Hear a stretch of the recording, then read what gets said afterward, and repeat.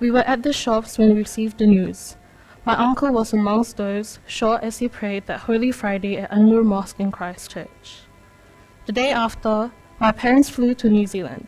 My mom told me of the endless, anxious wait at the ICU, waiting for any bit of news that my uncle's condition had stabilized or that he had come out of coma. I was not in New Zealand, but even then, the normalcy of life ceased to exist as all was disrupted. We had an assembly at school that Monday, and I could not help but find myself trying to hold back the tears in my eyes. Fast forward 2nd April. A text came from my dad, who had continued to stay in New Zealand to support my aunt and her 2 young boys, aged 9 and 4. My uncle had opened his eyes. It was a flicker of hope that my family gripped onto, and fire always burns the brightest in the darkest of times. I prayed for my aunt and my cousins that this fire would stay bright. On 2nd May, while I was studying at the dining table, I heard my mom erupting into sobs on the phone. My uncle had succumbed to his injuries. The death toll of the hate crime rose from 50 to 51. Coming back to Christchurch, after everything that had happened, my 4-year-old cousin looked at me and asked, "Is my Baba in New Zealand?" I said, "No, he's in Turkey, remember? We buried him into the earth, where he's resting now." He said, "Oh, okay." Not only had they lost their Baba, but my young cousin's carefree spirits were subdued under the emotional hardship of their circumstances. As for my aunt, she has to pick up the pieces of dreams shattered.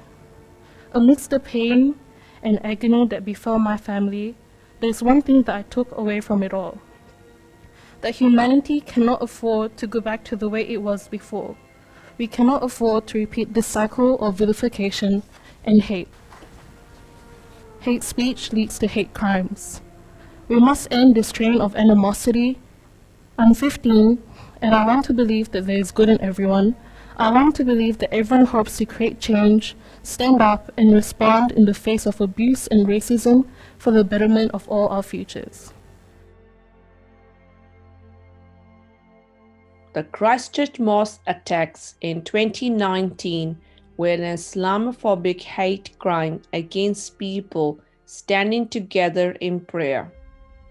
At Siraat College, our school in Melbourne's north, we wanted to grieve together, but realized many others in our community also wanted to show their support and solidarity with the Muslim community at this difficult time. In partnership, we wanted to take action to counter discrimination and to teach young people the importance of social cohesion and social diversity. The idea of this project feels like it was a lifetime ago, but it was actually just last year. And what we wanted to do was a series of projects and events aimed at taking a grassroots approach to racial and religious discrimination and empower young people in particular to be able to develop content in a variety of platforms to share their stories and to share their truths. Over 100 students and guests attended a successful launch of the Interfaith project in March 2020 at Whittlesea Council's Fountain View Room. I just want to welcome everybody to 2020 Interfaith Youth Forum launch, a visual media project by young people. This event is hosted by Siraat College in collaboration with St. Monica's College and Whittlesea Interfaith Network. While this was the first year of a digital storytelling project, we were building upon a long-standing relationship between our two schools, exploring interfaith connection. Well, last year when we hosted, St. Monica's College hosted Interfaith, the students wrote the most incredible poetry slams about issues that are confronting them as teenagers, about racism and prejudice and wanting harmony. It was one of the most enriching, most moving experiences that I've had with the Interfaith program. That was that aha moment. The launch event was a chance for students to get to know each other, to share some of their own stories, and to hear from some guest speakers on the power and potential of interfaith and intercultural experiences and collaboration. Stories that convey insight, humanity, lessons learned, and memorable moments of truth. We can better connect our communities, one story at a time. When we talk about faith, it's about bringing people together. That's what it is. You know, we all have our own way of experiencing and following and understanding our faith. Following on from the workshop, the plan was to see students from these two schools and other schools working together over the rest of 2020 to participate in practical workshops and to think critically about how social media could be used to drive social cohesion. Students would then work together to create their own digital storying experiences, exploring racial and religious diversity. There was great enthusiasm about the year that lay ahead. It doesn't make sense for us to be isolated and completely in the dark about each other. Thus, we highly encourage you all to seek any opportunities that are presented your way. Don't limit yourself to your city or state. Explore your horizons and look to engage with different people of a different culture.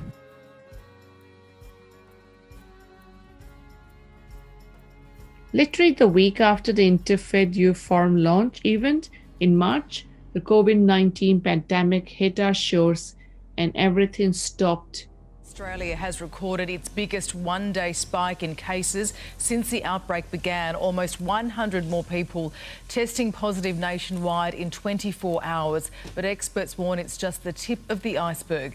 And schools are taking matters into their own hands, shutting down despite government advice.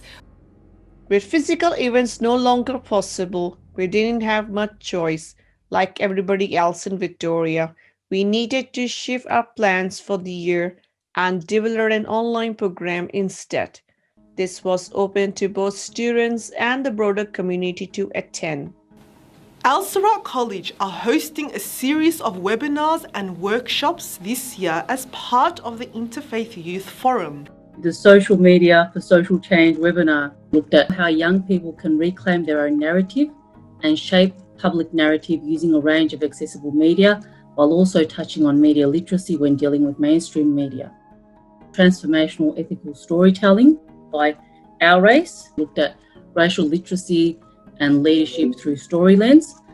Here are some highlights from the two storytelling webinars that held this year as part of the Interfaith Youth Forum. Welcome to Our Race and the Transformational Ethical Storytelling webinar. My name's Colin Kinchler. From a very young age, I've always wanted to tell my yarns. I've always wanted to tell the stories of who I am and where I come from and the communities that I'm a part of.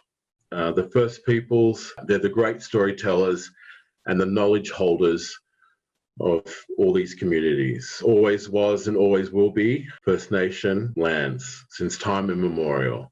Something that has always existed for blackfellas in this country, everywhere, all over this continent that we call Australia. It's the story that's edited, the colonist editing the blackfella story. Many of my own stories have been modified and worse, actually, they've been silenced in some instances. My name is Mohammed, aka MK, that's what everyone knows me as. I am a writer. I've been writing for about 8 years now. And I've started writing for me, really. I started writing for the things that I experience, things that I feel, the experiences that I have with people, the things that I've seen throughout my life. So writing became my outlet. And then as soon as I started writing, I realized something that as a, not to put limitations, but as a Muslim man or an African man, there was always this stigma that guys can't be a certain way when they express how they feel, or, you can't write these kind of things or do this kind of things. So again, knowing myself, I'm like, well, I'm going to do this. My name is Mobina Ahmed. I've appeared on TV to talk about my faith, discussing the fear of Islam and Muslims in Australia. I'm really proud of the fact that I just went for it. And when you are challenged, it helps you to really discover who you are and what you believe in. So you're not always in this comfortable little bubble. Because what people are going to do is they're going to force a narrative onto you and sort of be like, this is what you believe, this is what you think because of your age, because of your gender and things like that. So you have to be very confident and say no, like set your boundaries. So you do have to reclaim your own narrative. You know, lighting always lights up one part of you and doesn't light up all of you. And what the audience sees or what society sees is only one part of me in the light. You know, I didn't want to only be seen for my faith. Like, obviously, I'm a visually represented Muslim. Like, I wear the hijab. It's pretty obvious that I'm a Muslim, but there's so much more to me than that.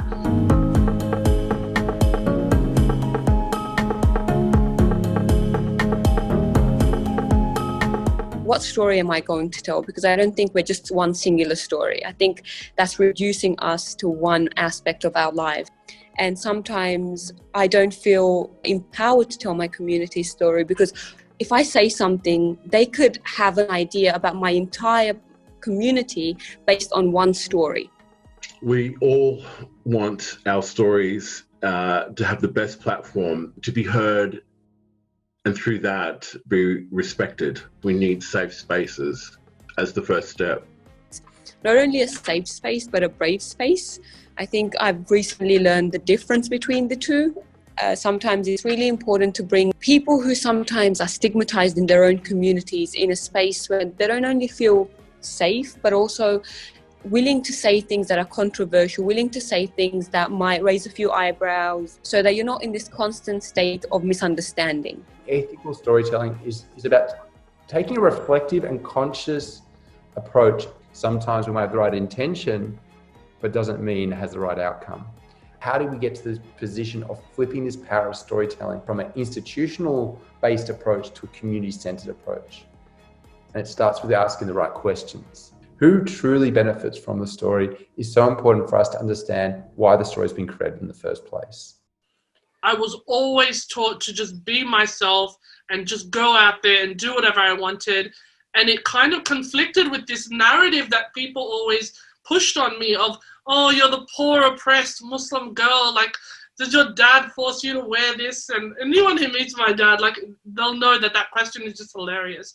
So yeah, the cameras captured my life. When that aired, I got stopped on the street so many times, and it inspired so many interesting conversations. And I realized the more open I was, the more comfortable people were to ask me questions. In 2017 in Sunshine Mosque, they allowed some photos to be taken of the full congregation during prayer. It was a wonderful time. There's, the Muslim community in the West here in Melbourne are made up of dozens of different ethnicities, you know, different ages, young and old. They're all standing side by side in prayer, and it highlighted the sense of community in that area.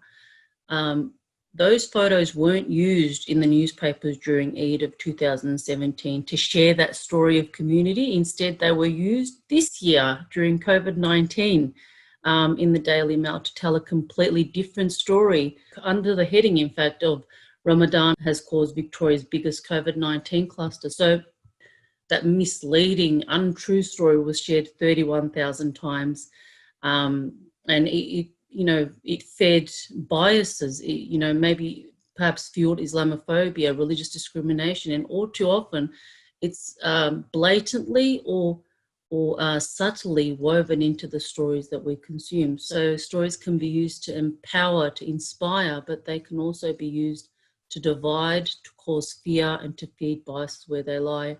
It's never been easier to kind of tell stories from the inside out, not just stories from the outside looking in.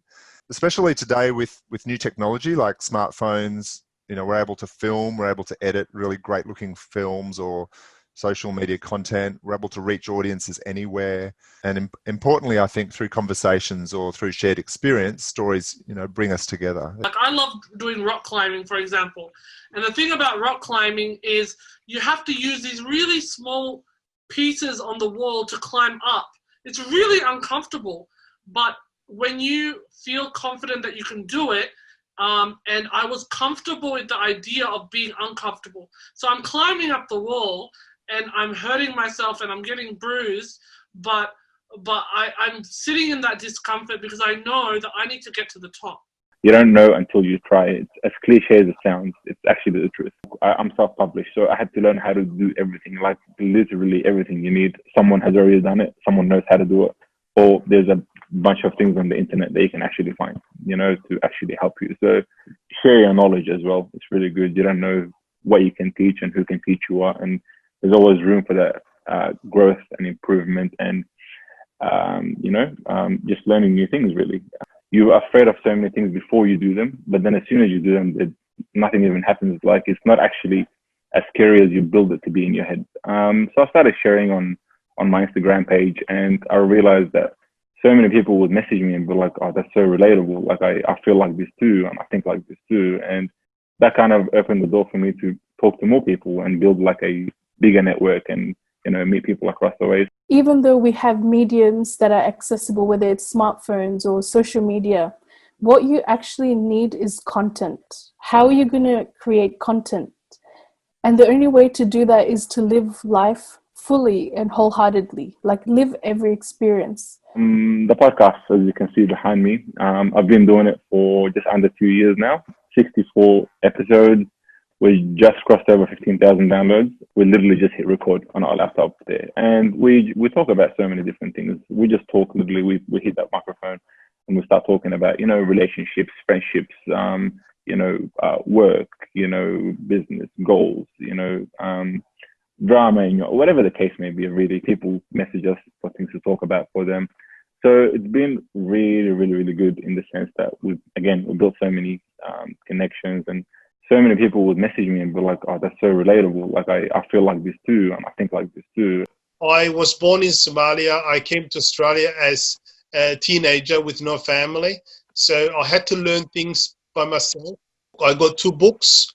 One of the best-selling Australian books, which is a lot of schools are reading. I use all the platforms to be able to promote my work. I got 2 Facebooks.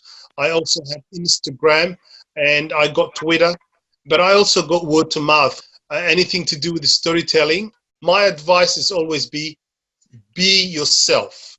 If you're yourself and you're genuine, guess what? Things will come to you. So talking to the community, it's really the good thing. You realized you're not Somali, you're not African, you're not Muslim. You just become really genuine Australian person living in Australia, rather than when people know you, they forget what you are. They just know who someone like you're human. So that's one thing I love about sharing my stories to the community and making awareness what I tell them. It's about being authentic. So yeah, you do have to be very, very real, because if you try to show yourself out to be the perfect Muslim or the perfect person or whatever, people will sense that. This question I get asked a lot, like, why do you choose filmmaking? Why are you so passionate about it?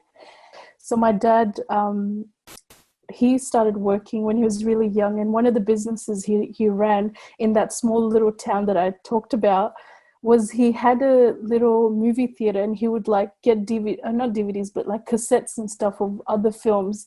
He loved Will Smith, so he would like have screenings of his own in a little shop. He just put like plastic chairs and he would have a projector onto a wall, and that was his cinema. So I think in some way, like, I've just had this like love and passion for it. Content is king, really. All the technicalities of like a podcast and what microphone to use and what program to use and where to post it, all of that stuff is really easy. It's actually really easy when you start doing it. Because storytelling is about perspective, and you only get that through, I guess, living life and having those experiences. Like, don't rush that process. Just allow things to happen organically and just take it one step at a time. And while you're doing it, you always got to check your intentions as well, because social media or the film industry or anything in general can, I guess, you can get caught up in all the things that give you that buzz feeling inside. But you just gotta like step back and remind yourself, why is it that I'm doing this? Why am I telling this story? What's the purpose? How is this benefiting me? How is it benefiting my community? You know, what's the greater impact that it's going to have as a society? I made my very first short film, which after making, it was sitting in my hard drive for a good couple of months because I didn't know what to do with it afterwards. And I remember one of my friends watched it and she said, you have to submit it to festivals. Like, what are you doing? And I thought, okay, let me just give it a try. And so I went through a bunch of festivals, whatever was open at that time, I just submitted. And then I got a call saying that my film was shortlisted for the Indian Film Festival of Melbourne, which was really random because I never expected that to happen. I mean, the film was about a Muslim woman's experience with Islamophobia, and it's not Bollywood at all. And so I was invited to the awards night, and it was really strange and surreal because the people who made that film, Kuch Kuch Hota Hai, including some of the lead actors, were present and they were sitting right in front of me. And I remember like my dad was next to me, and like it was such a surreal moment, like having that experience of like just being in a room full of people that you kind of had grown up watching or you sort of looked up to. We encourage people to write for AMUS. You can submit a story. Yes, you watching right now, amus.com.au/register. I do think it is therapeutic for me, especially I've always been someone who, I like to think I'm an antisocial extrovert. That's what I like to think of. So I talk to everyone. It's very easy I find it very easy to get along with a lot of people, but I find it very hard to talk about what I'm thinking because I just don't feel like a lot of people can understand me. There's something cool about putting something on paper or writing it on your phone and it not talking back to you, and just like you just saying it. Because a lot of times I realize with people is they just want someone to listen. They don't want advice. They don't want you to tell your story that's the same as theirs. They just want someone to listen to. And I think writing does that for me, that I can just put something down and I can just walk away and feel good about it, So it is definitely therapeutic. Students were encouraged to find their own voice following the very successful webinar sections we hosted. At Siraat College formed a dedicated digital learning team who supports students and teachers in developing content for education and engagement. We have such a diverse community here at Siraat College, where families from over 50 different ethnic backgrounds. One project students created was a series of public health messages in different languages, sharing Victorian government advice on how to stay safe during COVID-19. My name is Bilal Gauss. I'm here from Siraat College. Today, I'll be giving you some information about things we must remember during COVID-19 restrictions. What you must remember, you must wear a face mask covering when you leave home. My name is Farel Kilawiratama. My name is Zainab Wira. My name is Balaj Ilahi. My name is Nurna Ziha Hafidi. My name is Osama Akkad and I'm a student from Siraat College. Hal yang harus diingat. آنچه باید به خاطر داشته باشید. आपको क्या लाजमी याद रखना चाहिए? Apa yang mesti Anda ingati? Anda ماذا يجب عليك أن تتذكر؟ كالزائرين من خارج البلاد والعمال المهاجرين وطالبي اللجوء. Students have developed their own fortnightly news report recorded on site at Siraat College, and we see them having a lot of fun with it. The equipment, the technology, and just being able to share the stories with the broader community. Assalamu alaikum and welcome to Siraat College Community News. In breaking news today, Siraat College students returned to on-site learning this week, the second week of Term 4. As COVID-19 restrictions are easing, schools in Victoria have been allowed to return to on-site learning. We cross over live to our reporter, Miss Aisha. Okay, how about you, honey? What do you miss most about being online? I miss being close to my family. I dressed up as cat in a hat and my mom put makeup to make to put here with ducks and whiskers to make me look like the cat in the hat.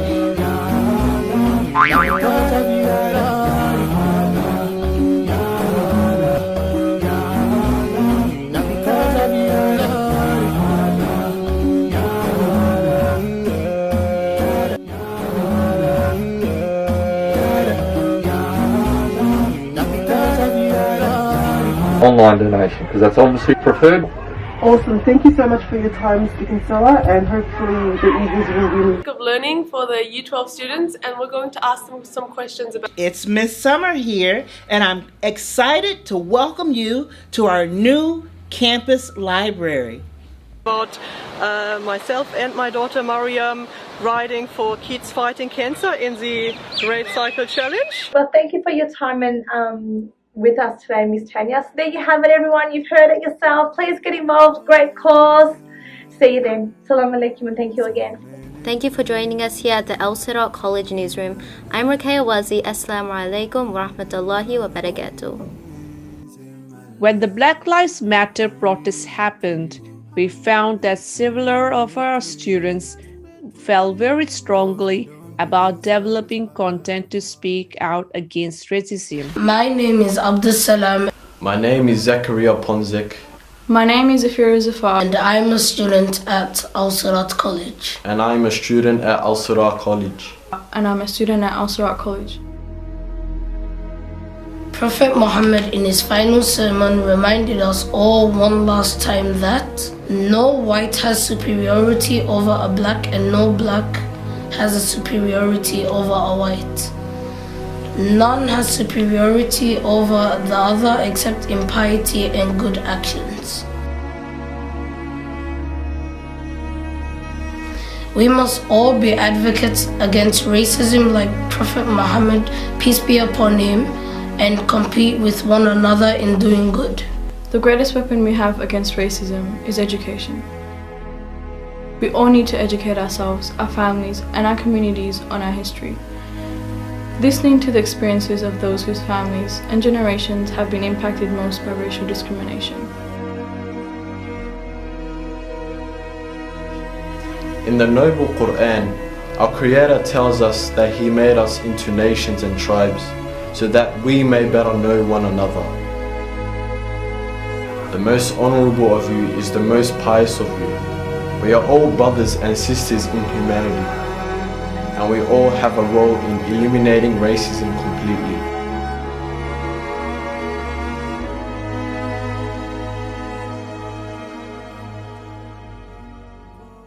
It's been an incredibly challenging year for everybody, for students, staff, parents, communities.